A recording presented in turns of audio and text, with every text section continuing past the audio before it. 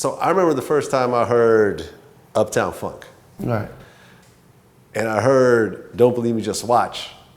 And I heard it multiple times through the song. Correct. I said, Trinidad James getting paid for this. Trinidad James getting paid for this. So you were a co-writer on that song? Yes, sir. Okay. What percentage of the song do you own? I can't remember. I would have a decent percentage. Like, I'm happy. I'm not complaining. 10%, something like that? Maybe. I can't remember. I don't want to say the wrong thing. Okay. So how did you feel when a song that you had co-writing credit on become really the biggest song, one of the biggest songs of the last couple of years? I mean, it's great. It's a blessing. I mean, that's how I look at it. I mean, I'm happy. I'm not complaining. I mean, shit, I look good. I mean, I'm happy. Did they need your permission before doing that? Yeah, of course. Okay. Of course. So Bruno Mars said, hey, we want to use a piece of your song. I kind of knew about it, but I didn't know what he was going to do. And then when the song came out, I was like, oh, this is what he did. Nice. Dope. There was a story on Complex that said you made over $150,000 on that song. Man, Complex always checking my pockets, man. They don't never know how much money I got. They need to worry about themselves, man. Is it in that ballpark? Nah, man. I don't ever talk about my money, man. You know what I'm saying? I'm good. I feel that just my personal take on it, honestly, is that you never ask any man on the street, hey, how much money you got in your pocket? Right. That's just nothing you do. Well, yeah, but for example, people know how much a basketball player makes. Yeah, because people put it out there, but I feel like if it's left up to the basketball player, nobody really wants to put that contract out there. Yeah. People put that contract out there because they want to build hype. Yeah. I'm not about hype. I'm about what's real and facts. You know that. Yeah. You know what I'm saying? And these people know that. Complex knows this. You know what I'm saying? Like, I'm not about hype. Okay. Or whatever. People are about hype, and sometimes I'm a part of that hype. Now, when that song came out, did it increase the sales of All Gold Everything? I don't know, maybe. Maybe, you know what I'm saying? I mean, it was already close to platinum or whatever, which I would like it to be. But it's really dope to kind of have a gold plaque for All Go Everything, just because of the song and the whole the history behind it. Now, you're no longer on Def Jam. Correct. Now, you had an interview on Buzzfeed. We talked about the whole Def Jam situation and where you are right now. One of the things you said that you feel that labels prey on young children. Yeah, that sounds pretty intense, but I did say that. And basically what I meant what I said, or whatever. It's just more the simple fact that it's always been this way. This is not something new. I was speaking from, I want to use this movie as a reference. It came out just recently, last year recently, is like the Jersey Boys, or whatever. And I was looking at that. And this is with Italians, if I'm not mistaken. Like those guys, if I'm not mistaken, they had like Italian background. This is Jersey. This is the 70s, if I'm not mistaken, 70s, 60s, 60s, that doo-wop era. And when I was looking at it from there, that kind of opened my eyes up.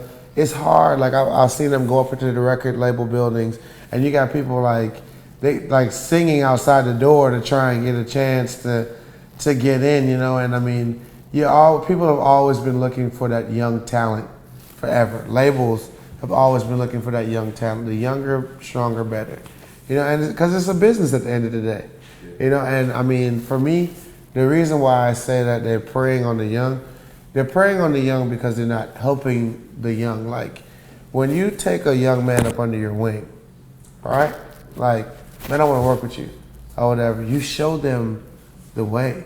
You don't just, oh, I want you to work for me, and then expect them to know everything, expect them to have everything planned out. You know what I'm saying? Back in the day, I felt like it was way more artist development. I feel like these days, they want kids to come in already microwave ready, you know what I'm saying, the popcorn already popped. Well, I mean, there's less money in it these days. I mean, I feel that, but this game is not that. The game hasn't changed. The game has changed from the sound of it, but from the dynamics and the fundamentals of the game and understanding the different parts of what makes you a true great artist, that hasn't changed. In a Buzzfeed article, the interviewer said, it seems like there's a recurring theme in hip hop for the past few years. An unknown artist goes viral, and immediately there are $1 million bidding wars.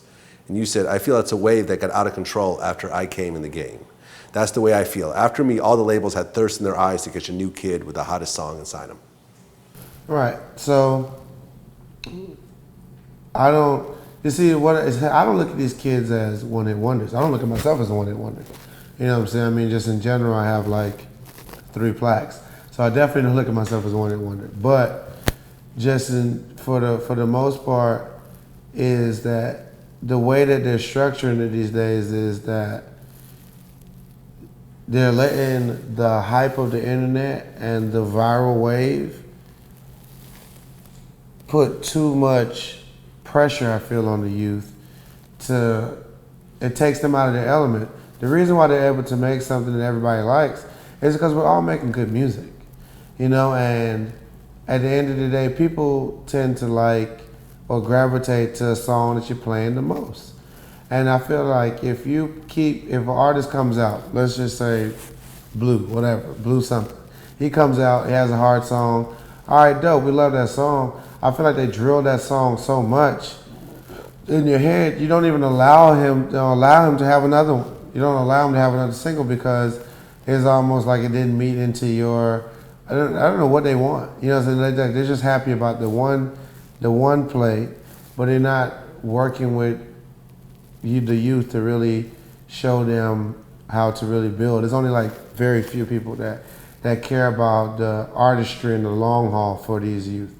Well, you know, I mean, I've always felt that it's sort of an unfair stigma to say one-hit wonder when most artists are no-hit wonders. Most artists don't get any hits. 99.9% of people who put their music out have 0 hits. So the fact that you have 1 hit puts you in a very elite class, but I feel like that term is almost a hater term. Like, oh, he only had 1 hit. But you know, but I respect this one dude who's underground who got no hits. Of course, I mean, and that's just hip hop. You know, and that's what I've realized. That's just hip hop. That's what it's all about, and that's why I don't focus on those type of things. Like my focus is the things that I do now. You know, like I just do my music.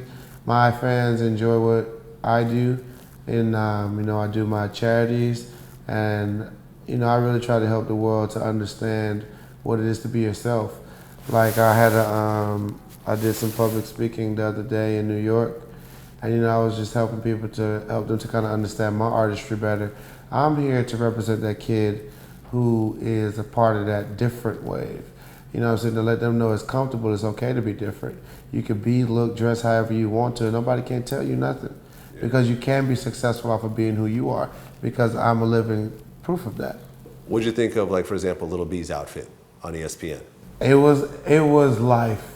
It was life. I said, oh, my boy going up. That's my boy. You know what I'm saying? Like, I was like, he going up. You know what I'm saying? It's a different world. I was like, dude, if you look at what Prince and those guys were wearing back in the day, Morris Day and all those type of guys. Yeah, Prince actually had pants with his ass cheeks out. And like, dude, if I wear pants with my ass cheeks out, I'm done. I'm done. You'll get a lot of press, though. I'm done. You know what I'm saying? And you see, the whole thing about it, like, this is the flip side of it. When Prince was doing that, he wasn't doing it to get press. It wasn't hype. This was just how comfortable he felt with himself as a fashionista, per se. You know what I'm saying? I'm not saying that you're supposed to feel that comfortable. Like, I'm not saying, Vlad, go wear some assless chaps. I'm not saying that at all. Ever. No, I'm not telling anybody to go wear assless chaps. But I will say, when you have become one with your soul and your fashion, you can wear anything.